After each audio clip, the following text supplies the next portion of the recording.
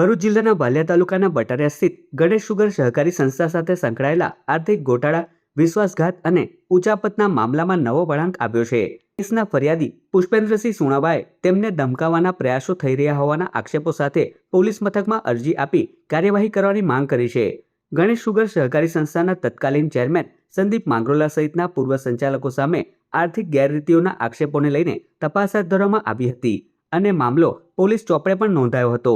ફરિયાદી પુષ્પેન્દ્રસિંહ સુણાવાના જણાવ્યા અનુસાર કોર્ટમાં કેસની તારીખ દરમિયાન તેમના જીવનને જોખમ તેમજ આર્થિક નુકસાન પહોંચાડવાની ધમકીઓ આપવામાં આવી રહી છે. આ અંગે તેમણે પોલીસને 2 અલગ અલગ ઘટનાઓનો ઉલ્લેખ કરીને લેખિત અરજી આપી છે.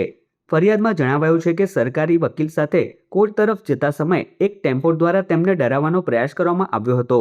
ઉપરાંત તેમના ખેતરમાં નુકસાન પહોંચાડવામાં આવ્યું હોવાનો પણ આક્ષેપ કરાયો છે. ગણેશ શુગર સહકારી સંસ્થા સાથે સેંકડો સભાસદ ખેડૂતો જોડાયેલા હોવાથી સમગ્ર મામલે વિસ્તારમાં ચર્ચાનો વિષય બન્યો છે.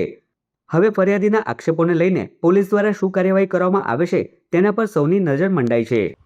તારીખ 2જી તારીખે વાલિયા કોર્ટની અંદર ગણેશ શુગરના તત્કાલીન ચેરમેન અને અન્યની સામે જે મેં કેસ મૂક્યો હતો હું ફરિયાદી તરીકે, તો તે ટાઈમે હું જિલ્લા સરકારી વકીલ શ્રી પંડ્યા સાહેબ, એમના પોલીસ ગાર્ડ, આસિસ્ટન્ટ એડવોકેટ, તો ગાડી લઈને અમે જતા હતા.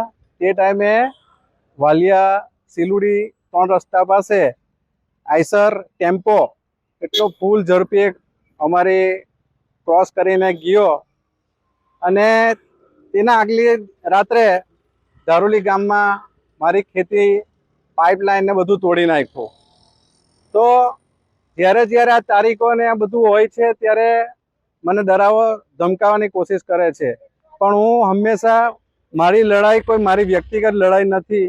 આ લડાઈ 18,000 સભાસદોની લડાઈ છે અને ખેડૂતો ગરીબોના હિતો માટે હું લડું છું.